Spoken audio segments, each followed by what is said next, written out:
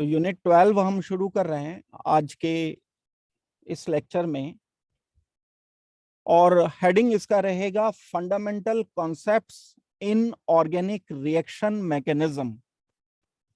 क्या organic reactions आप लिख लो तो भी चल जाएगी बात। ऑर्गेनिक रिएक्शन में जो फंडामेंटल कॉन्सेप्ट्स हैं वो क्या हैं? दैट मीन्स बेसिक कंसेप्ट या फंडामेंटल कंसेप्ट्स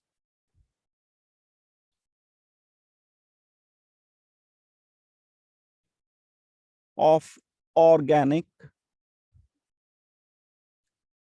रिएक्शन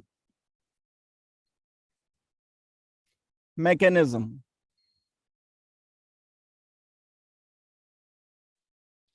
या जस्ट आप ऑर्गेनिक रिएक्शन भी सोच सकते हो, कह सकते हो। जब भी कोई केमिकल रिएक्शन होता है, जो आईयूपीएससी वाला पोर्शन हमने पढ़ा उसमें तो हम किसी कंपाउंड का नाम लिखते थे बस।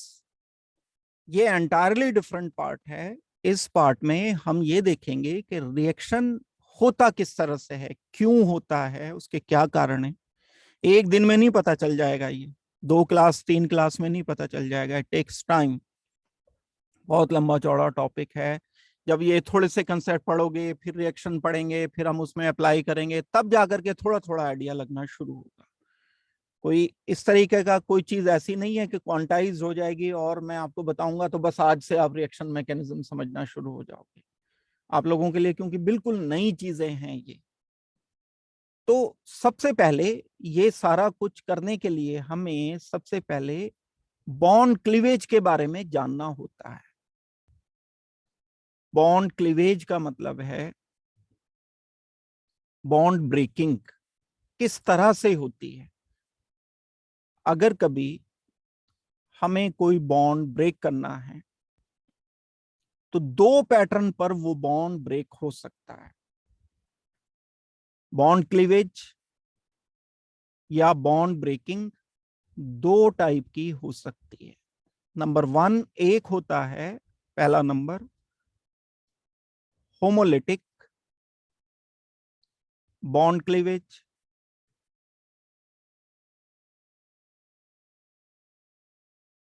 और दूसरा नंबर है हेटेरोलिटिक बॉन्ड क्लीवेज।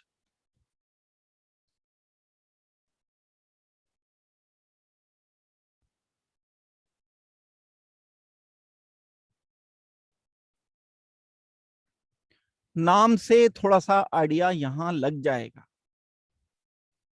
करना तो है क्लीवेज, बॉन्ड तो तोड़ना ही है, लेकिन होमोलिटिक यानी हमें बॉन्ड कुछ इस तरह से तोड़ना है कि इलेक्ट्रॉन का डिस्ट्रीब्यूशन सेम हो, same distribution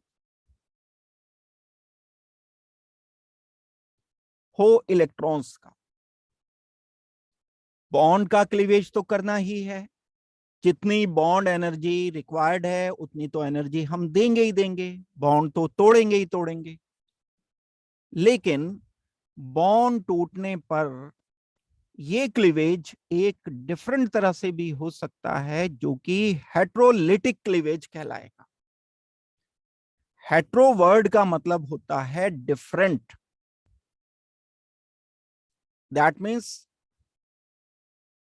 different distribution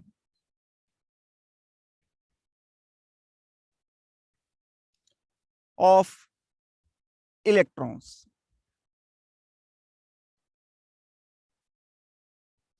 same distribution of electrons and different distribution of electrons. ये 2 बातें हैं जो बॉन्ड क्लीवेज के लिए आपको दिमाग में रखनी है। दोबारा से सुनो। केमिकल रिएक्शन कराने के लिए हमें बॉन्ड तोड़ना होगा। बॉन्ड तोड़ने के लिए डेफिनेटली हम एनर्जी देंगे। जब हम एनर्जी देंगे तो बॉन्ड 2 में से किसी एक पैटर्न पर टूटेगा, या तो होमोलिटिक बॉन्ड क्लीवेज होगा या हेटेरोलिटिक बॉन्ड क्लीवेज होगा। अब हम इसकी डिटेल पर आते हैं। नंबर 1 पर आते हैं। जो होमोलिटिक बॉन्ड क्लीवेज है वो क्या है? जब भी कोई एक होमोलिटिक बॉन्ड क्लीवेज को हम डिफाइन करना चाहते हैं, मीनिंग क्या है? होमोलिटिक क्लीवेज, डेफिनेटली बॉन्ड की बात हो रही है। बॉन्ड बनने का एक बार प्रोसेस सोचो जरा, कैसे बनता है भाई बॉन्ड? बात हो रही है कोवेलेंट बॉन्ड की, हम आयनिक बॉन्ड की बात ही नहीं कर रहे हैं। कोवेलेंट बॉन्ड कैसे बनता है? कोवेलेंट बॉन्ड बनता है शेयरिंग से। कैसे होती है शेयरिंग? एक एलिमेंट ने एक इलेक्ट्रॉन दिया, दूसरे एलिमेंट ने भी एक इलेक्ट्रॉन दिया। अब ये दोनों इलेक्ट्रॉन दो एटम के बिल्कुल बीच में किसी एक कॉमन जगह पर रहेंगे, जहां दोनों एटम इनको इस्तेमाल करेंगे। ऐसे मैं लिख सकता हूं, जैसे एक्स कोई एक एलिमेंट है, इसके पास अपने इलेक्ट्रॉन हैं, यहाँ 1 2 3 4 5 6 7 इलेक्ट्रॉन थे इसके पास, सिर्फ 8 चाहिए थे इसे पूरे। इसने समझौता किया किसी दूसरे एक्स से, कोई और एक एलिमेंट था, उसके आउटर शेल में भी 7 इलेक्ट्रॉन थे, दोनों को एक एक इलेक्ट्रॉन की जरूरत थी। इस ऑर्बिटल ने ओवरलैप किया, ये पुरानी बॉन्डिंग में आप पड़ी हुई चीज है। ओवरलैप इस तरह से किया कि बॉन्डिंग यहां पर बन गई एंड कोवेलेंट बॉन्डिंग बनी। इसको हम रिप्रेजेंट कैसे करते होते हैं? इसको रिप्रेजेंट करेंगे एक सिंगल लाइन से। एक ऐसी लाइन हमने लगा दी। एक लाइन क्या इंडिकेट करती है? कि एक इलेक्ट्रॉन पहले वाले एक्स ने दिया है एंड दूसरा इलेक्ट्रॉन दिया है दूसरे वाले एक्स ने। ये शेयर्ड इलेक्ट्रॉन पेयर कहलाता है, बॉन्ड पेयर कहलाता है। ये बॉन्ड बनने का प्रोसेस बताया मैंने, तोड़ने का प्रोसेस नहीं बताया। अब आ जाते हैं होमोलिटिक बॉन्ड क्लीवेज पर। अब हमने कुछ एनर्जी यहां इसको दी, हमारे पास थी एनर्जी के पैकेट थे, कुछ रखे थे, एनर्जी पैकेट थे, होते हैं एनर्जी पैकेट, ऐसा नहीं। हमने एनर्जी इसको दे दी। कितनी एनर्जी दी? कम से कम इतनी एनर्जी जो बॉन्ड एनर्जी के बराबर थी। बॉन्ड एनर्जी आप जानते हो, एक मोल एटम को गैसियस स्टेट में, एक मोल एटम से जब हम कंबाइन करते हैं आइसोलेटेड एटम को, तो जो बॉन्ड बन जाता है उसमें जो एनर्जी रिलीज होती है वो एनर्जी बॉन्ड एनर्जी कहलाती है। उतनी ही एनर्जी हमने इसको बाहर से दे दी, तो ये बॉन्ड टूटेगा। अब ये जो बॉन्ड टूटा ठीक उसी पैटर्न पर टूटा जिस पैटर्न पर ये बना था। बना कैसे था? एक्स ने एक इलेक्ट्रॉन दिया था, दूसरे एक्स ने एक इलेक्ट्रॉन दिया था। तो अब ये बॉन्ड जब टूटा तो कुछ इस तरह से टूटा कि एक्स का एक इलेक्ट्रॉन उस एक्स के पास आ गया, दूसरे वाले एक्स का इलेक्ट्रॉन दूसरे वाले के पास आ गया। यह है symmetrical distribution of electron. Same मतलब एक इलेक्ट्रॉन इसको मिल गया, एक इलेक्ट्रॉन इसको मिल गया। ईमानदारी से जैसे जैसे इन्होंने शेयरिंग की थी, जब इन्हें बॉन्ड को ब्रेक करने की जरूरत आई, तब इन्होंने जैसे बॉन्ड बनाया था वैसे अपना अपना इलेक्ट्रॉन लेकर के हट गए। और ये जो एक्स है अब फिर अनस्टेबल हो गया, एक और इलेक्ट्रॉन इसके पास रह गया, अभी 7 इलेक्ट्रॉन रह गए। ये तो थे ही अपने लोन पेयर से, ये शो नहीं किए मैंने, 7 फिर हो गए, यानी स्टेबल है। प्लस दूसरा वाला जो एक्स है, दूसरे वाले एक्स के पास वही इलेक्ट्रॉन्स 7 बचे। जो इलेक्ट्रॉन शेयरिंग में पार्ट लेने के लिए यहां एक्स एक्स के हो रहे थे, वो एक एक अलग अलग हो गए, यानी सेम डिस्ट्रीब्यूशन हुआ। देखो इस बात को दोबारा से कंसीडर करो, सेम डिस्ट्रीब्यूशन ऑफ इलेक्ट्रॉन। अगर एक इलेक्ट्रॉन इस एक्स को मिला तो एक ही इलेक्ट्रॉन इस एक्स को मिला। इसको मैं एक और वर्ड यहां पर दे सकता हूं, सिमेट्रिकल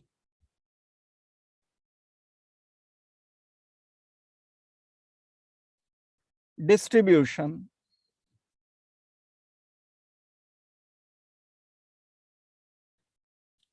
ऑफ इलेक्ट्रॉन्स। जब बॉन्ड टूटा तो सिमेट्रिकल डिस्ट्रीब्यूशन हुआ। ऐसे क्लीवेज को, ऐसे बॉन्ड टूटने को कहते हैं होमोलिटिक बॉन्ड क्लीवेज। पहली बात हो गई definition.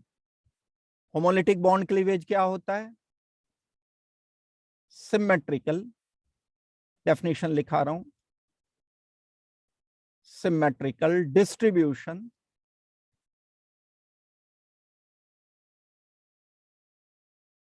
of electrons during breaking of bond.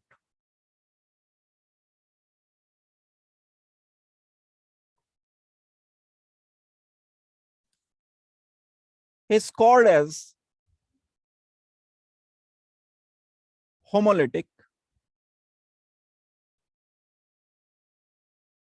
Word homo का मतलब है सेम,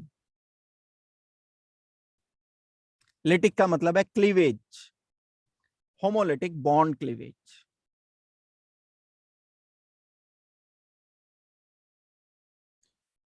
होमोलिटिक फिशन भी कहते हैं इसको। This is also called as homolytic. Cleavage की जगह फिशन बोल दिया जाता है, टूटना। फिशन मतलब homolytic cleavage, homolytic bond cleavage, homolytic fission, homolytic dissociation, सब एक ही बात है, कोई फर्क नहीं पड़ता है इस बात से। सारा ध्यान इस बात पे देना है कि जब बॉन्ड टूटेगा तो अपने अपने वो इलेक्ट्रॉन जो बॉन्ड बनाने में दिए थे वो इलेक्ट्रॉन लेकर के हट जाएंगे, और इसको हम सिमेट्रिकल डिस्ट्रीब्यूशन ऑफ इलेक्ट्रॉन बोलेंगे। और इस प्रोसेस में एक बात मेरी पूरी हो गई। अब बात नंबर 2 मैं बता रहा हूं। इस प्रोसेस में जो बनेगा, ये बना एक्स, ये न्यूट्रल बना, कोई चार्ज नहीं आएगा, विद नो चार्ज। आयन नहीं बने, ये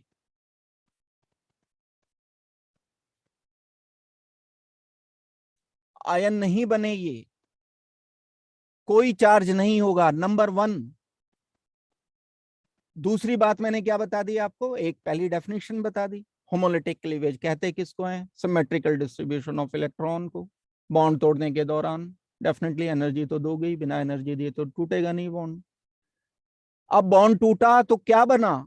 जो भी कुछ बना वो न्यूट्रल है। दूसरी बात हो गई। बात नंबर 3, तीसरी बात क्या है? तीसरी बात यह है कि इसका ऑक्टेट पूरा नहीं हो सकता। जो भी कुछ बना उसके आउटर शेल में 7 इलेक्ट्रॉन होंगे। एक तो ये न्यूट्रल है, पहली बात है। विद नो चार्ज का मतलब क्या हुआ? न्यूट्रल। आयन नहीं है। दूसरी बात क्या है? दूसरी बात यह है कि इसके आउटर शेल में ऑक्टेट पूरा नहीं होगा। It must have 7 electrons. जो भी कुछ है, ये एक्स कोई भी एलिमेंट है, बहुत छोटे एलिमेंट अगर हाइड्रोजन वगैरह हैं उन्हें छोड़ दें, अगर हम बस एक हाइड्रोजन है उसे छोड़ दें, कार्बन है, नाइट्रोजन है, ऑक्सीजन है, क्लोरीन है, फ्लोरीन है, अगर हम इनका होमोलिटिक बॉन्ड क्लीवेज करते हैं तब इनके आउटर शेल में बॉन्ड न्यूट्रल जो भी कुछ बनेगा उसके आउटर शेल में 7 इलेक्ट्रॉन होंगे। दैट मीन्स एक ऑड इलेक्ट्रॉन जरूर प्रेजेंट होगा। एन ऑड इलेक्ट्रॉन, काम की बात है ये। An odd electron must be present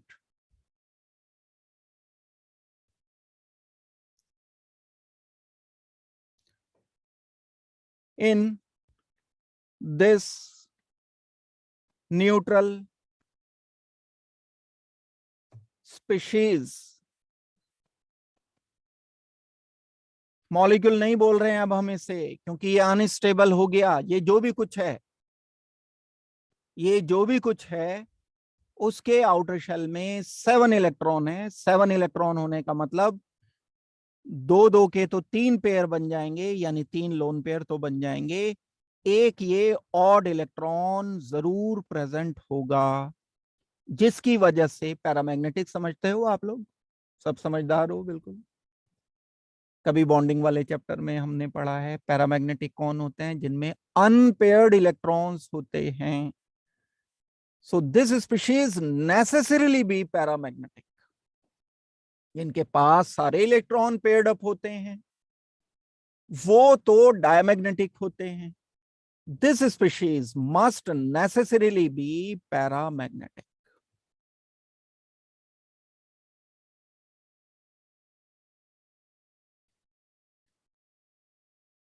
अब मैं इसका नाम भी बता देता हूं कि ये जो बनता है क्या बनता है।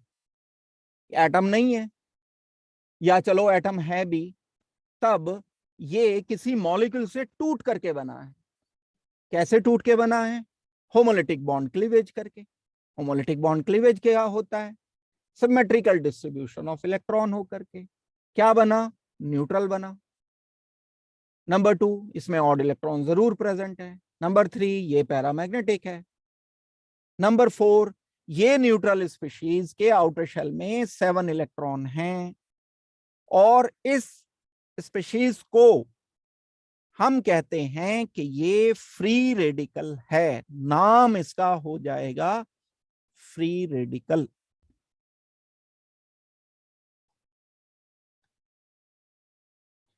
क्या मतलब हुआ?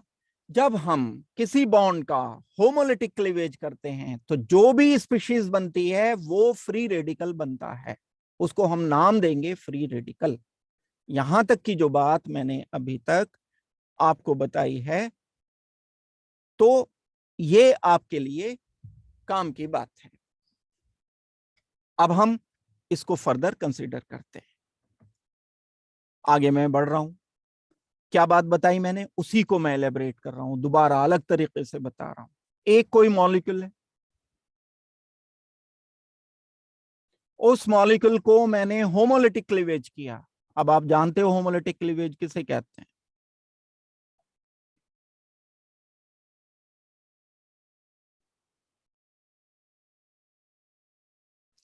होमोलिटिक क्लीवेज करने पर जो बना वो फ्री रेडिकल कहलाया।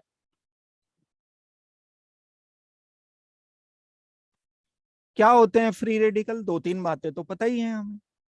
फ्री रेडिकल वो होते हैं जो न्यूट्रल होते हैं। फ्री रेडिकल वो होते हैं जिनके आउटर शेल में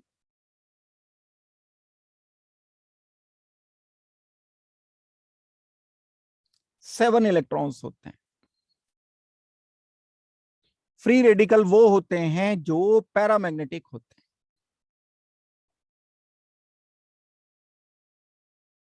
फ्री रेडिकल वो होते हैं जिनमें ऑड इलेक्ट्रॉन जरूर प्रेजेंट होता है।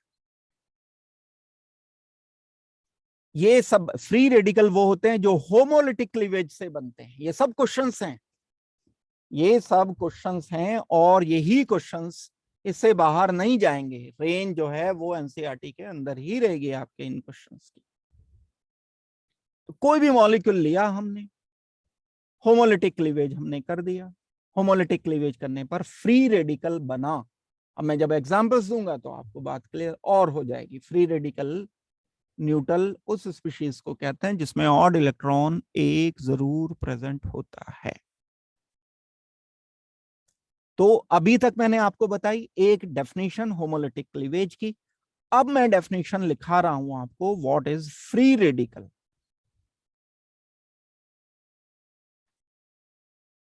फ्री रेडिकल को यहीं से डिफाइन कर दो। इतनी सारी बातें तो जान गए। न्यूट्रल है, आउटर शेल में 7 इलेक्ट्रॉन है, पैरामैग्नेटिक है, ऑड इलेक्ट्रॉन है, होमोलिटिक क्लीवेज से बनता है। The atom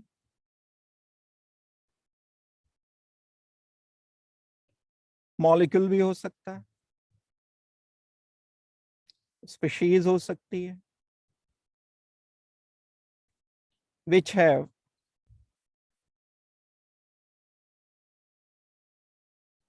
seven electrons in outer shell of an atom except hydrogen. Hydrogen के लिए हम एक इलेक्ट्रॉन ढूंढेंगे। आउटर शेल में 7 इलेक्ट्रॉन हाइड्रोजन के नहीं हो सकते, and which is formed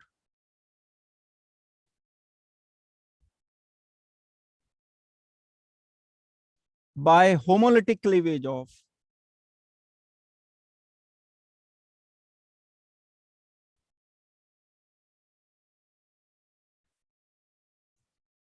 covalent bond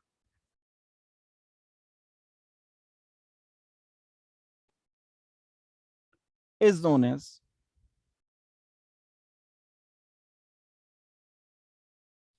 free radical.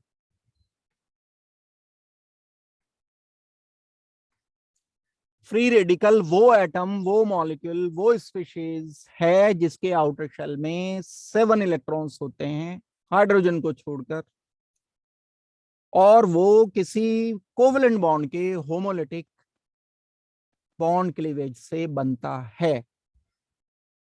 ये है फ्री रेडिकल की डेफिनेशन। एग्जांपल्स दे रहा हूं, बहुत काम के हैं जो एग्जांपल्स हैं, वो मेन हैं और वो आपके काम के हैं ज्यादा।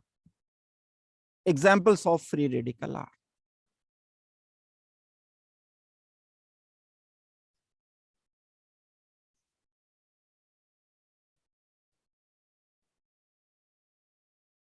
Cl फ्री रेडिकल, डॉट से रिप्रेजेंट करते हैं हम, अगर रिप्रेजेंटेशन की बात करते हैं,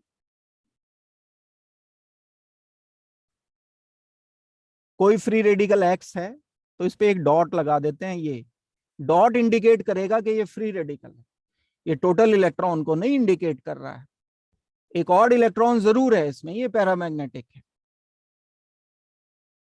अब Cl फ्री रेडिकल एग्जाम्पल है, Br फ्री रेडिकल एग्जाम्पल इसका है, NO एग्जाम्पल है फ्री रेडिकल। ऑड इलेक्ट्रॉन इसमें प्रेजेंट होता है। जब आप इसका ऑक्टेट बनाओगे, बॉन्डिंग पढ़ रखी है, 7 इलेक्ट्रॉन वाले आपने स्पीशीज पढ़ रखी हैं, जो ऑक्टेट रूल फॉलो नहीं करते वो पढ़ रखे हैं, ये ऑक्टेट रूल नहीं फॉलो कर रहा है।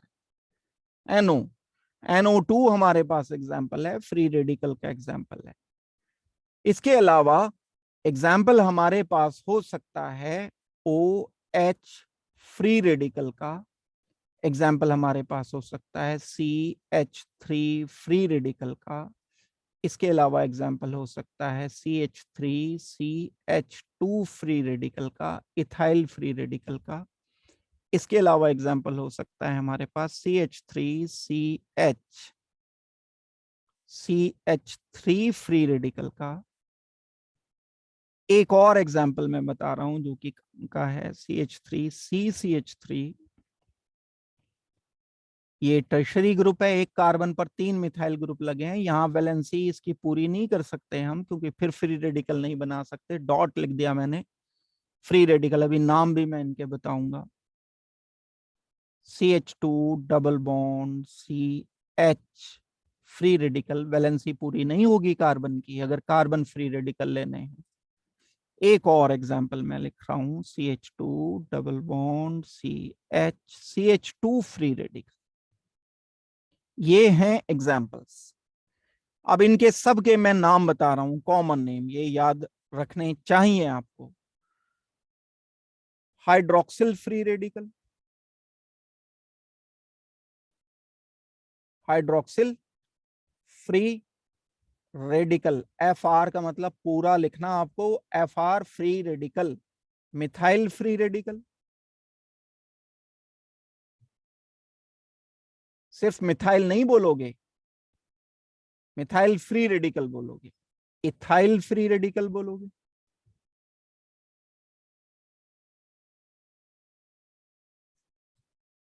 ये प्रोपाइल है, 3 कार्बन है, लेकिन क्योंकि सेंट्रल कार्बन पर है तब हम इसे आइसोप्रोपाइल बोलते हैं। Isopropyl free radical. 1 2 3 4 ब्यूटाइल तो है, लेकिन ये ब्यूटाइल कैसा है? टर्शरी ब्यूटाइल है। 4 कार्बन की स्ट्रेट लाइन, स्ट्रेट चेन नहीं है कि कार्बन 1 2 3 4 लगे हों। टर्शरी कार्बन है ये, तो हम इसको बोलते हैं टर्शरी ब्यूटाइल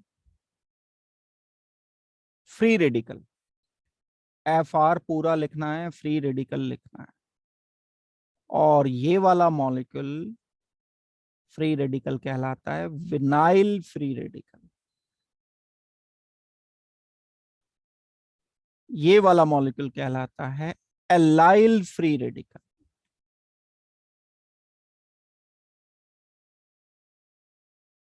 कॉमन नेमिंग है ये। देखो मैंने अभी तक आपको कुछ फालतू नहीं बताया, बस सिर्फ ये 2-3 एग्जाम्पल लिखाए हैं एक्स्ट्रा, जो मुझे लगता है आ सकते हैं, इवन 11th क्लास में भी आपके आ सकते हैं। आइसोप्रोपाइल वगैरह जो है कैटायन में, फ्री रेडिकल में लिखे हुए हैं, कंपैरिजन के लिए ये आ जाते हैं, इसलिए मैं ये एग्जाम्पल आपको एडिशनल कराना चाहता हूं। बस ये 2-3 चीजें फालतू लिखे, अदरवाइज ये सब एनसीईआरटी में गिवन है आपको। तो ये एग्जाम्पल्स हैं, और एग्जाम्पल को हम जस्टिफाई कैसे कर सकते हैं, अगर हम इनमें से कोई भी एक लेकर के उसका इलेक्ट्रॉनिक कॉन्फ़िगरेशन लिख लें। सबसे सिंपल हमें जो पड़ेगा वो ये CH3 वाला लगेगा, CH3 फ्री रेडिकल। इसको अगर मैं एक्सप्लेन करना चाहता हूं आपको सिंपल वे में, अगर मैं आपको बताता हूं, तो आप इसे बड़ी आसानी से सोच सकते हो, कर सकते हो। आगे बढ़ने से पहले मैं आपसे ये पूछना चाहता हूं कि अगर किसी का कोई डाउट है या कुछ पूछना चाहते हो यहां तक, तो बता दो, बाकी फिर मैं आगे इसको प्रोसीड करता हूं। Primary, secondary, tertiary free radical, ये तीनों हम बता सकते हैं कार्बन के लिए, डेफिनेटली बताएंगे, किसी और के लिए नहीं। तो प्राइमरी फ्री रेडिकल, जैसे मैंने लिखा ये वाला इथाइल फ्री रेडिकल लिखा, एक ऐसा फ्री रेडिकल जिसमें जिस कार्बन पर ऑड इलेक्ट्रॉन है, अगर उस कार्बन पर 2 हाइड्रोजन है एंड एक एल्काइल ग्रुप लगा है, तब इसको बोला जाता है primary free radical. Primary FR का मतलब फ्री रेडिकल। तो अगर कभी आपसे कोई क्वेश्चन करता है कि what is primary free radical, जिस कार्बन पर फ्री रेडिकल है, मतलब डॉट है, मतलब ऑड इलेक्ट्रॉन है, उस पर 2 हाइड्रोजन एंड एक एल्काइल ग्रुप लगा होना चाहिए, that is always primary free radical. तो इस अकॉर्डिंग ये प्राइमरी फ्री रेडिकल है, ये वाला, this is called as primary free radical. Comparison में आएगा ये जब हम क्वेश्चन करेंगे। तो एक होता है secondary free radical. Secondary free radical वो होते हैं जिसमें जिस कार्बन पर ऑड इलेक्ट्रॉन है, मतलब फ्री रेडिकल है, उस पर एक हाइड्रोजन लगा हो, 2 अल्काइल ग्रुप लगे हों, R एंड R। अब ये अल्काइल ग्रुप कुछ भी हो सकते हैं, मिथाइल, इथाइल, प्रोपाइल, वॉटएवर। जैसे ये है आइसोप्रोपाइल जो लिया मैंने, इस कार्बन पर जिस पर डॉट है, एक हाइड्रोजन है, 2 मिथाइल ग्रुप लगे हैं, so it is called as secondary free radical. आप इसे कह सकते हो सेकेंडरी फ्री रेडिकल।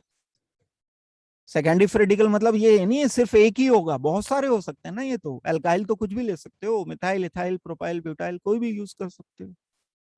और एक होता है tertiary free radical. Tertiary free radical हम किसे कहते हैं, जिसमें जिस कार्बन पर ऑड इलेक्ट्रॉन लगा है वो 3 अल्काइल ग्रुप से कनेक्टेड है, group number 1, group number 2, group number 3, और हाइड्रोजन यहां 0 हैं इस कार्बन, क्योंकि जब 3 लग गए हैं तो वैलेंसी तो 4 पूरी कर नहीं सकते कार्बन की, क्योंकि एक ऑड इलेक्ट्रॉन भी देना है हमें, तो हाइड्रोजन 0 रखेंगे। तो उस अकॉर्डिंग ये कहलाएगा टर्शरी। तो नाम दिया मैंने इसे टर्शरी ब्यूटाइल फ्री रेडिकल। इसको मैं नाम दे सकता हूं secondary propyl free radical. This may also be called as secondary propyl free radical. Isopropyl भी ठीक है, सेकेंडरी प्रोपाइल भी ठीक है। ये प्राइमरी है, आप इसे कह सकते हो बिल्कुल primary, because the carbon by which 1 odd electron is connected have 2 hydrogen atom and 1 alkyl group. नाम इसका कॉमन नेम है allyl free radical, but it is primary. Classify कर रहे हैं, this is also primary free radical, क्योंकि जिस carbon पर 2 hydrogen लगे हैं उस पर एक अल्काइल ग्रुप लगा है, एक डॉट है। इसको कुछ नहीं कहेंगे, ना प्राइमरी ना सेकेंडरी ना टर्शियरी, क्योंकि ये डबल बॉन्ड पर फ्री रेडिकल है, इसको नहीं जस्टिफाई करना। जब कार्बन पर, जिस पर डबल बॉन्ड नहीं होता, उस पर फ्री रेडिकल आता है, उसको हम प्राइमरी सेकेंडरी टर्शियरी कह सकते हैं। तो आई होप कि ये वाली बात आपको समझ आ गई होगी। वेल, अब हम आगे बढ़ते हैं। जब हम फ्री रेडिकल के स्ट्रक्चर की बात करते हैं, अब मैं बात कर रहा हूं स्ट्रक्चर की। Structure of free radical.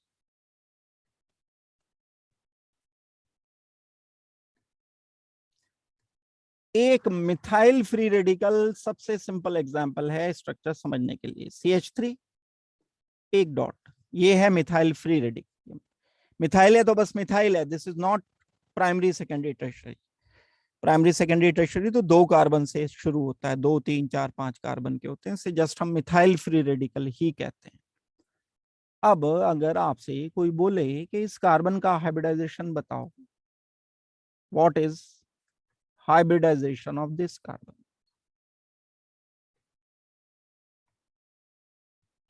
क्योंकि जब बात की है हमने स्ट्रक्चर की, तो स्ट्रक्चर की बात बताने के लिए तो हमें हाइब्रिडाइजेशन पता होना चाहिए, तभी तो हम बता पाएंगे कि बॉन्ड एंगल कितने हैं, तभी तो हम बता पाएंगे कितने ऑर्बिटल खाली हैं, किस में इलेक्ट्रॉन कितने हैं। ये सारी बात हम डिसाइड तभी कर पाएंगे। तो अब अगर हमसे जस्ट ये बोला जाए कि CH3 जो डॉट है इसका हाइब्रिडाइजेशन आप बता दो, उसके लिए मैं इस कार्बन पर बॉन्ड पेयर देखता हूं, इस पर बॉन्ड पेयर देखता हूं, इस पर बॉन्ड पेयर देखता हूं, एक और इलेक्ट्रॉन लिखा हुआ है। इस कार्बन पर सिग्मा बॉन्ड है 3, इस कार्बन पर एक इलेक्ट्रॉन है ऑड।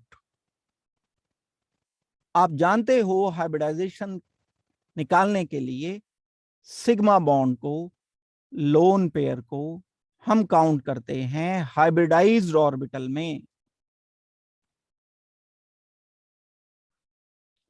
एंड अनहाइब्रिडाइज्ड ऑर्बिटल में क्या क्या होता है?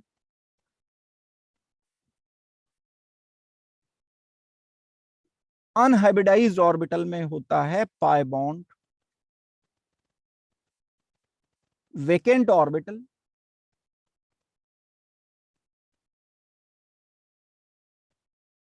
ऑर्बिटल विद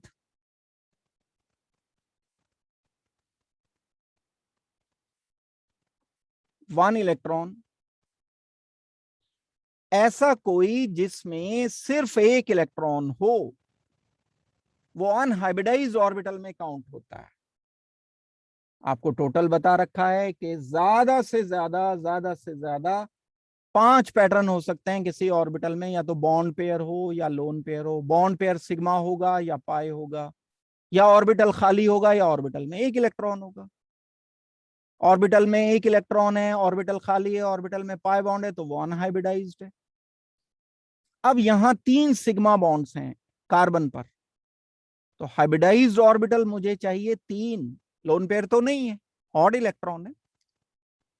हाइब्रिडाइज्ड ऑर्बिटल कितने होने चाहिए? Hybridised orbital at carbon is equal to 3,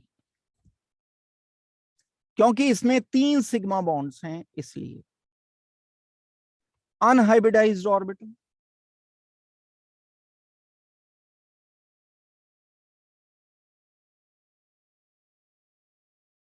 eight carbon is equal to 1, क्योंकि इसमें ऑड इलेक्ट्रॉन एक प्रेजेंट है, इसलिए ये ऑड इलेक्ट्रॉन कहां रहेगा? अनहाइब्रिडाइज्ड ऑर्बिटल में। तीसरी एक और इंपॉर्टेंट बात, बॉन्डिंग अगर अच्छी तरह से पक्की है, दिमाग में याद कर रखी है, hybridised orbital and unhybridised orbital perpendicular exist करते हैं। एल्कीन का ऑर्बिटल स्ट्रक्चर बनाया था, सिग्मा बॉन्ड के परपेंडिकुलर लिखे थे हमने ऑर्बिटल्स। एल्काइन का बनाया था, सिग्मा बॉन्ड के परपेंडिकुलर लिखे थे हमने ऑर्बिटल्स। क्या बात है ये तीसरी बात? अगर भूल गए तो याद दिला रहा हूं, जस्ट एक बार नहीं बताई, दो बार भी नहीं बताई, तीन बार भी नहीं, कई बार बताई है बात। Sigma bonds, that means hybridized orbitals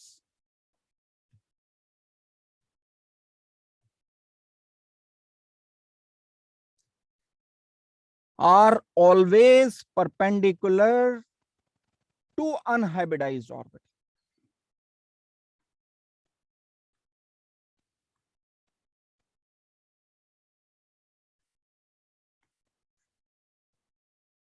ये एक दूसरे के परपेंडिकुलर एग्जिस्ट करते हैं। अब हाइब्रिडाइज्ड ऑर्बिटल है मेरे पास तीन, क्या लिखूंगा मैं यहां? sp2 हाइब्रिडाइजेशन लिखूंगा इस CH3 में कार्बन का, sp2 hybridisation, sp2 hybridisation with an unhybridised p orbital जिसमें एक ऑड इलेक्ट्रॉन प्रेजेंट होगा। sp2 होता है तो आपको ज्ञान अर्जित करना पड़ेगा अपना केमिकल बॉन्डिंग से। आपको बात बता रखी है मैंने, तब जो लोगों ने सुनी होगी उन्हें समझ आ रही होगी। अभी जो लोगों ने सुनी होगी, मतलब मैंने बोला था केमिकल बॉन्डिंग एक ऐसा चैप्टर है कभी भी पीछा नहीं छोड़ता है। अब आ रहा है ना काम, कहाँ ऑर्गेनिक केमिस्ट्री, कहाँ केमिकल बॉन्डिंग, दूसरा तीसरा चौथा चैप्टर पढ़ लो जितना पढ़ सकते हो बॉन्डिंग को। sp2 हाइब्रिडाइज्ड हो गया। वेल sp2 है तो क्या होता है? ट्राइगोनल प्लेनर होता है, trigonal planar with 120 angle. Orbitals में एंगल 120 होते हैं। दैट मींस अगर मैं इस कार्बन को ट्राइगोनल प्लेनर लिखता हूं तो एक ऑर्बिटल, दूसरा ऑर्बिटल, तीसरा ऑर्बिटल। चाहे आप ऐसे लिख दो ऑर्बिटल, कोई मना नहीं करेगा, बल्कि ज्यादा बढ़िया बात है ऐसे लिखो ऑर्बिटल की तरह से। ये ऑर्बिटल p नहीं है, sp2 ऑर्बिटल है। ये ऑर्बिटल sp2 ऑर्बिटल है, ये ऑर्बिटल sp2 ऑर्बिटल है, ट्राइगोनल प्लेनर लिखा है। या आप सिंपल लाइन से लिखना चाहो, ये जो मैंने पहले लिख दिया था ऐसे लिख दो। कौन लगा हुआ है इसके साथ? तीन हाइड्रोजन एटम्स लगे हुए हैं। एक हाइड्रोजन ये लगा हुआ है, ये वाला हाइड्रोजन लगा है ना, ये वाला हाइड्रोजन, ये वाला हाइड्रोजन, एक हाइड्रोजन ये है, एक हाइड्रोजन है। इनमें एंगल कितना है? ये एंगल 120, 120, 120 एंगल। ट्राइगोनल प्लेनर के परपेंडिकुलर कौन होगा? अनहाइब्रिडाइज्ड p ऑर्बिटल होगा। ये ऑर्बिटल अनहाइब्रिडाइज्ड p ऑर्बिटल कौन सा, कौन रह रहा है इसमें? इसमें एक ऑड इलेक्ट्रॉन रह रहा है, ये ऑड इलेक्ट्रॉन इसमें एग्जिस्ट करेगा। ये है स्ट्रक्चर इस फ्री रेडिकल का। तीन सिग्मा बॉन्ड, 1 2 3, ये सिग्मा बॉन्ड है, ये सिग्मा बॉन्ड है, एक कार्बन का एक हाइड्रोजन का, एक कार्बन एक हाइड्रोजन। ट्राइगोनल प्लेनर, इस ट्राइगोनल प्लेनर के परपेंडिकुलर अनहाइब्रिडाइज्ड p ऑर्बिटल जिसमें कौन रहेगा? जिसमें एक सिंगल इलेक्ट्रॉन रहेगा। अब अगर मैं जस्ट इसको इस तरह से समझता हूं, थोड़ी सी जगह कर लूं यहां पर, हेडिंग वैसे ही रहेगी।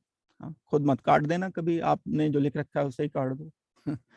ये जगह कर रखी है मैंने। कार्बन है मेरे पास, कार्बन के पास ये ऑर्बिटल था एक s, एक p ऑर्बिटल हुआ करता था, एक और p ऑर्बिटल हुआ करता था, एक और p ऑर्बिटल हुआ करता था, 2s 2p, एक s दो p आपस में मिक्स होकर sp2 ऑर्बिटल बन गए।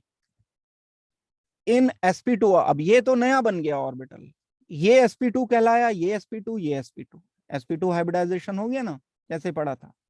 इसमें एक ऑड इलेक्ट्रॉन, सिंगल इलेक्ट्रॉन, इसमें एक इलेक्ट्रॉन तो कार्बन का और एक हाइड्रोजन का। ये जो हाइड्रोजन आपने कनेक्ट कर रखा है इसके साथ जोड़ दिया, हाइड्रोजन एंड हाइड्रोजन। यहां देख लो, एक सिग्मा बॉन्ड, दूसरा सिग्मा, तीसरा सिग्मा, तीन सिग्मा, एक odd electron. This orbital is unhybridised. ये अनहाइब्रिडाइज्ड ऑर्बिटल परपेंडिकुलर रहेगा इस sp2 के, वही किया मैंने यहाँ, ये sp2 का ट्राइगोनल प्लेनर, ऐसा ट्राइगन प्लेनर, और इसके परपेंडिकुलर ये अनहाइब्रिडाइज्ड p ऑर्बिटल, इसके परपेंडिकुलर, ये ट्राइगन के परपेंडिकुलर रहना चाहिए, इसमें ऑड इलेक्ट्रॉन। ये ज्योमेट्री CH3 फ्री रेडिकल की दिमाग में रखना। अब इसमें क्वेश्चन देखो, ऑब्जेक्टिव तो कैसे भी आ सकता है, आपसे हाइब्रिडाइजेशन पूछ सकते हैं नंबर 1, पैरामैग्नेटिक डायमैग्नेटिक पूछ सकते हैं नंबर 2, बॉन्ड एंगल पूछ सकते हैं नंबर 3, अनहाइब्रिडाइज्ड ऑर्बिटल में कितने इलेक्ट्रॉन है, एक ऑड इलेक्ट्रॉन है, कहाँ रहेगा परपेंडिकुलर। ये सारी चीज मतलब अगर आपने ढंग से पढ़ रखा है, लिख रखा है, तो आप इसको बता सकते हो, तरीके से बता सकते हो। एक बात मैंने बताई अभी सिर्फ आप, और वो बात बताई homolytic bond cleavage. Homolytic bond cleavage का नतीजा क्या निकला, होमोलिटिक बॉन्ड क्लीवेज से फ्री रेडिकल बन गया। अब ये तो बहुत सारे फ्री रेडिकल हैं, उसमें से एक उठा के हमने उसका स्ट्रक्चर कर लिया। कार्बन वाले में अगर सारे सिग्मा बॉन्ड हैं, 3 के 3 सिग्मा बॉन्ड है, तो जरूर हाइब्रिडाइजेशन sp2 होगा। sp2 है तो ट्राइगोनल प्लेनर होगा, एक ऑर्बिटल परपेंडिकुलर ऑड इलेक्ट्रॉन वाला एग्जिस्ट करेगा। अब आ जाती है एक दूसरे क्लीवेज की बात। दूसरा क्लीवेज जो है वो कहलाता है heterolytic bond cleavage. Heterolytic bond cleavage, नाम बॉन्ड क्लीवेज की जगह ब्रेकिंग, फिशन बोल दो आप इसे। फिशन ब्रेक होने को बोलते हैं ना, फ्यूजन बोलते हैं मिक्स होने को। फ्यूज कर गया यानी कोई मेल्ट करके दो चीजों को हमने मिक्स कर दिया एक दूसरे से। फिशन का मतलब है क्लीवेज कर दिया, तोड़ दिया। नाम से पता चल रहा है हेटेरोलिटिक बॉन्ड क्लीवेज। डेफिनेशन हमें क्या देनी होगी, breaking of bond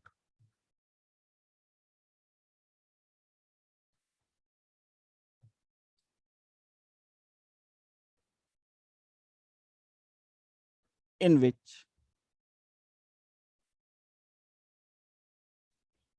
electrons are distributed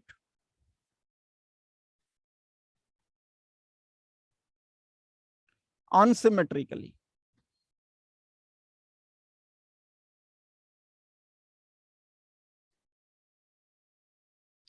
unsymmetrical, अलग अलग, एक को अलग टाइप के इलेक्ट्रॉन मिलेंगे, दूसरे को अलग टाइप से, अलग तरह से, यानी बराबर बराबर नहीं हिस्सेदारी हुई है। जब बॉन्ड टूटा तो ऐसे टूटा, एक पे ज्यादा आ गए एक पे कम रह गए। ऐसा अगर कभी बॉन्ड टूटेगा, इंसाफ के साथ नहीं टूटा बॉन्ड, ना इंसाफी से टूट गया, अनजस्टिस हो गया, होता रहता है अनजस्टिस। तो अनसिमेट्रिकल डिस्ट्रीब्यूशन हुआ। Breaking of bond in which electrons are distributed unsymmetrically is known as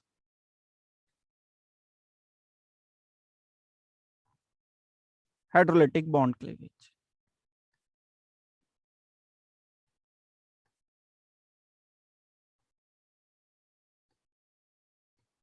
अब दो एलिमेंट थे एक्स वाई जिन्होंने कभी किसी टाइम में किसी जमाने में बॉन्ड बनाया होगा। एक्स का एक इलेक्ट्रॉन था, एक बेचारा वाई था, वाई का एक इलेक्ट्रॉन हुआ करता था। इन्होंने जब कभी बॉन्ड बनाया तो एक एक्स ने इलेक्ट्रॉन दिया था, एक वाई ने इलेक्ट्रॉन दिया था। अब थोड़े दिन बना रहा बॉन्ड, मिल गई एनर्जी। अब एनर्जी मिल जाती है तो फिर बर्दाश्त थोड़ी होती है किसी, तोड़ फोड़ होगी कहीं ना कहीं। क्या टूटेगा, फिलहाल तो हमें बॉन्ड ही तोड़ना है और तो कुछ करना नहीं है। जब बॉन्ड टूटा तो इस तरह से टूटा कि ये वाई था थोड़ा तेज चला, या चलो एक्स अच्छा लग रहा है तो एक्स थोड़ा तेज था।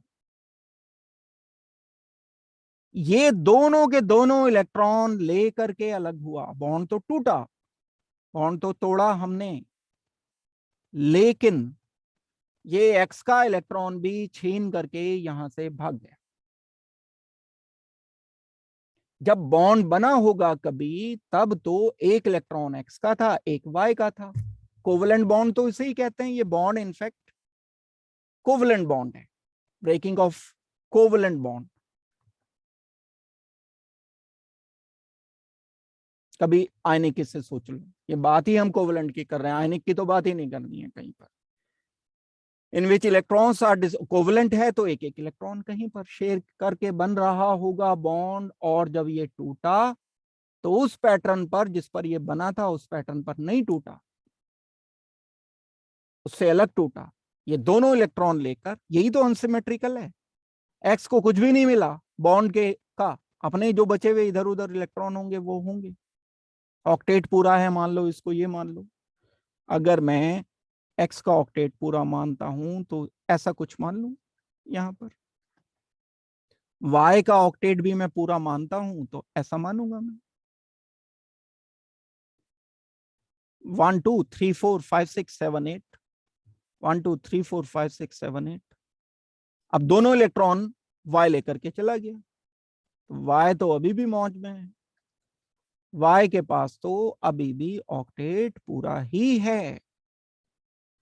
और ये वो एक इलेक्ट्रॉन है जो ये एक्स से छीन करके लाया। ये मैंने दिखा दिया येलो कलर से, लेकिन अब ये मिक्स हो गया तो पता थोड़ा ही चलेगा बाद में। अगर इसे मान लो करेंसी छीन ली तो वो तो 10 रुपए है तो 10 ही रुपए हैं, तो वो तो वैल्यू तो बराबर ही होगी ना। ये 8 इलेक्ट्रॉन है और इस पर चार्ज नेगेटिव आ गया। दूसरी बात, आयन बना यहां, ऑक्टेट पूरा है, 8 इलेक्ट्रॉन्स इसके आउटर शेल में पूरे हैं, प्लस ये एक्स, बल्कि कहना चाहिए बेचारा एक्स। 1 2 3 4 5 6 ही तो है इलेक्ट्रॉन, गंवा बैठा अपना इलेक्ट्रॉन। अब यहां पर हमें चार्ज लिखना पड़ेगा पॉजिटिव। ये बना एक एनायन, फ्री रेडिकल थोड़ा ही है। फ्री रेडिकल तो तब बनेगा जब होमोलिटिक क्लीवेज होगा। एक और बात पता चल गई ना कि अगर हमने क्लीवेज हाइड्रोलिटिक क्लीवेज किया, हाइड्रोलिटिक क्लीवेज करने पर आयंस बनते हैं, मतलब कैटायन बनते हैं एंड एनायन बनते हैं। कैटायन जो बनेगा उसका ऑक्टेट पूरा नहीं होगा भाई। वो वाला कैटायन नहीं है जो मेटल वाला कैटायन होता है ना, अलग है। एक मेटल वाला कैटायन होता है सोडियम पॉजिटिव 2 8, ऑक्टेट पूरा है, इसकी बात नहीं हो रही है। आयनिक बॉन्ड में होता है, इसे नहीं लाना बीच में। कोवलेंट बॉन्ड तोड़ा है, कोवलेंट बॉन्ड तोड़ने पर कैटायन जो बनेगा उसका ऑक्टेट पूरा नहीं होगा। आउटर शेल में 6 इलेक्ट्रॉन्स होंगे, 6 इलेक्ट्रॉन, या तो 3 लोन पेयर होंगे या बॉन्ड पेयर होंगे, एक खाली ऑर्बिटल होगा इसमें जरूर, वेकेंट ऑर्बिटल। ये ध्यान रखना है, ये कैटायन बन गया, ये एनायन बन गया। यहाँ ऑक्टेट बिल्कुल पूरा है, कोई खाली ऑर्बिटल नहीं है। ऑर्बिटल पे क्योंकि हमें ध्यान देना है, यहाँ एक खाली ऑर्बिटल है। अब हम कोई एग्जाम्पल कर सकते हैं, जब हम एक एग्जाम्पल करेंगे, बस 2 मिनट 5 मिनट और, क्योंकि बस ये टॉपिक पूरा हो जाएगा। अगर हम एक RCl लेते हैं, एल्काइल हैलाइड लेते हैं, क्लोरो एल्किन नाम की बात अगर मैं करूं, मान लो CH3Cl है, बॉन्डिंग बना रखी है मैंने कार्बन के साथ। आउटर शेल में 4 इलेक्ट्रॉन होते हैं ना कार्बन के, एक ये, एक ये, एक ये वाला क्लोरीन एंड कार्बन बॉन्ड तोड़ रखा है, बना रखा है। अब ये लेकिन तोड़ना है बॉन्ड। क्लोरीन के पास तो लोन पेयर्स होते हैं, कार्बन के पास नहीं होते हैं लोन पेयर। अभी फिलहाल कार्बन का क्या स्टेटस है, ऑक्टेट पूरा है। क्लोरीन का क्या स्टेटस है, ऑक्टेट पूरा है। कार्बन का अगर मैं कॉन्फ़िगरेशन यहां लिखना चाहता हूं तो बिल्कुल लिख सकता हूं। कार्बन का एक s orbital 2s, 2p orbital लिखा, एक और 2p ऑर्बिटल, एक और 2p orbital, 2px, 2py, 2pz। फिलहाल इस वाले केस में कार्बन का स्टेटस क्या है, 3 लगे हुए हैं H, 1 2 3, ये लगे हुए हैं हाइड्रोजन, बॉन्ड पेयर हैं भाई, 1 2 3, एक हाइड्रोजन का इलेक्ट्रॉन, एक कार्बन का इलेक्ट्रॉन, और एक लगा हुआ है क्लोरीन,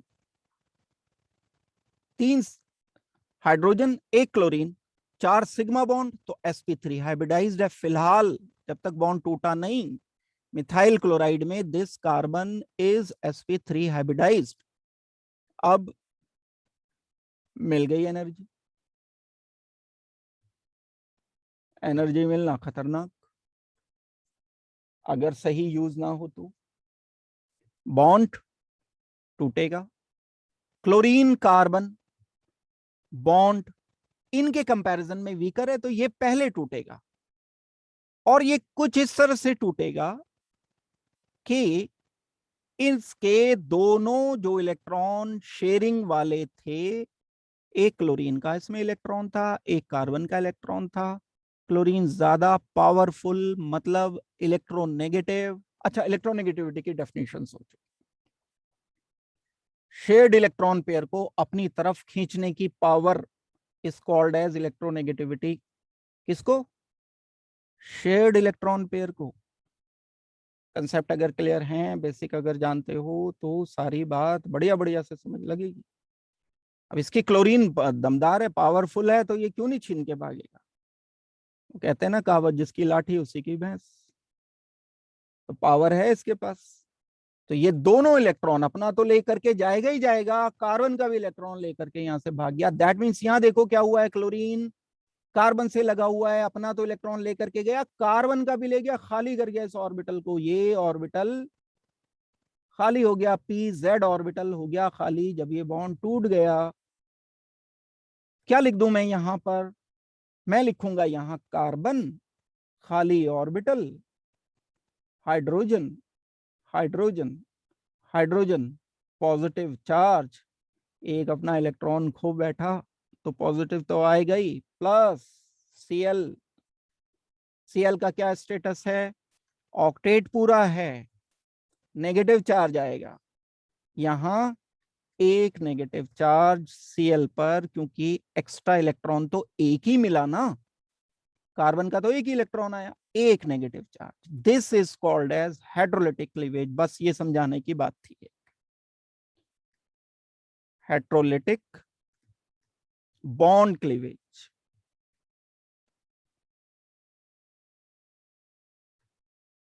इसका स्टेटस देखो, स्ट्रक्चर यहीं के यहीं कर सकते हो, ज्यादा मुश्किल नहीं है अगर बॉन्डिंग जानते हो।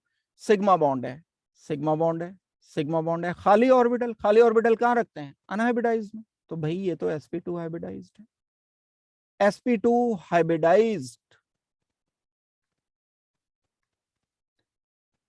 क्या बना ये? कैटायन।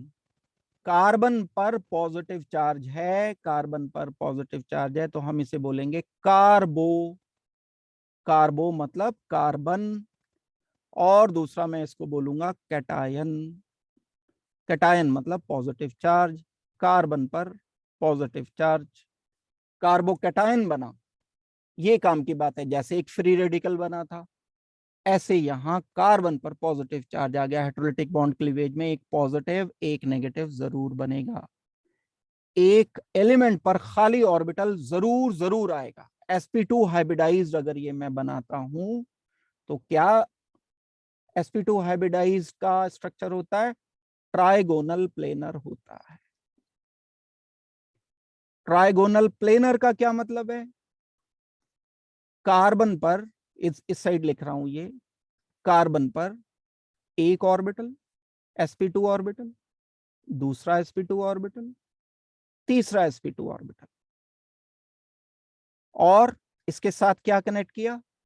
एक हाइड्रोजन, एक ही वाला हाइड्रोजन, दूसरा हाइड्रोजन, तीसरा हाइड्रोजन, चौथा। अब तो क्लोरीन तो हट गया, क्लोरीन अगर ये हट गया तो ये तो हो गया खाली ऑर्बिटल। वो खाली ऑर्बिटल कहां रहेगा? इस sp2 के परपेंडिकुलर। क्या बात बताई थी अभी थोड़ी देर पहले? Hybridised orbital and unhybridised orbital एक दूसरे के परपेंडिकुलर एग्जिस्ट करते हैं। ये जो ऑर्बिटल रहेगा इसके परपेंडिकुलर रहेगा, और इसमें फ्री रेडिकल की तरह एक इलेक्ट्रॉन नहीं है, खाली है ये। इसके आउटर शेल में तो 6 इलेक्ट्रॉन्स है ना, फ्री रेडिकल के आउटर शेल में इलेक्ट्रॉन थे 7। 7वां इलेक्ट्रॉन, 7वां इलेक्ट्रॉन यहां गया था, पॉजिटिव चार्ज इस अनहाइब्रिडाइज्ड पी ऑर्बिटल में एग्जिस्ट करेगा। ये स्ट्रक्चर बना दिया मैंने किसका, कार्बोकैटायन का। कभी स्ट्रक्चर पूछा जाए तो आप ऐसा कुछ बताओगे, हाइब्रिडाइजेशन बता दोगे और इसके साथ बाकी दूसरी चीजें डिस्कस कर दोगे। तो ये दो चीजें मैंने डिस्कस कर दी आज के लिए आपको, और इनको थोड़ा सा एक्सपैंड भी कर दिया। इनमें बनता क्या है ये बताया। सारी बात को अगर हम सम अप करें तो जब भी कोई केमिकल रिएक्शन होना शुरू होगा तो बॉन्ड टूटेंगे, बॉन्ड बनेंगे। बॉन्ड टूटने की जो घटना है वो दो तरह से हो सकती है, homolytic bond cleavage, heterolytic bond cleavage. Homolytic bond cleavage अगर होगा तो हम फ्री रेडिकल बनाएंगे और उसके आउटर शेल में 7 इलेक्ट्रॉन होंगे, हाइड्रोजन को छोड़कर। हाइड्रोजन में तो 1 होगा, 1 इलेक्ट्रॉन होगा। फ्री रेडिकल पर कोई चार्ज नहीं होता है। दूसरे टाइप का क्लीवेज तब होगा जब हेटेरोलिटिक बॉन्ड क्लीवेज होगा। हेटेरोलिटिक बॉन्ड क्लीवेज में अनसिमेट्रिकल डिस्ट्रीब्यूशन ऑफ इलेक्ट्रॉन होता है और इसमें कैटायन एंड एनायन बनते हैं। या कार्बन पर अगर पॉजिटिव चार्ज आएगा तब हम उसे कार्बोकैटायन बोलते हैं। सोडियम पॉजिटिव को कार्बोकैटायन नहीं बोलेंगे।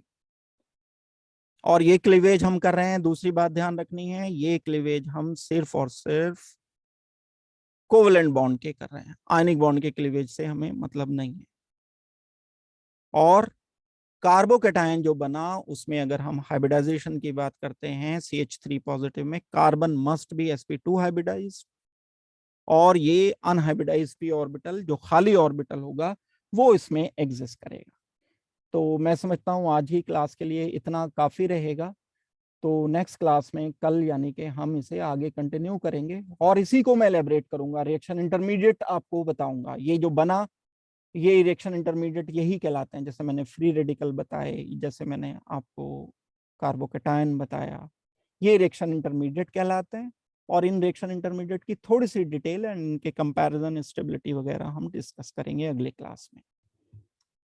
तो आज की क्लास में मैं बस इतना ही रखूंगा, आप पढ़ करके आओगे अगले क्लास में इसको।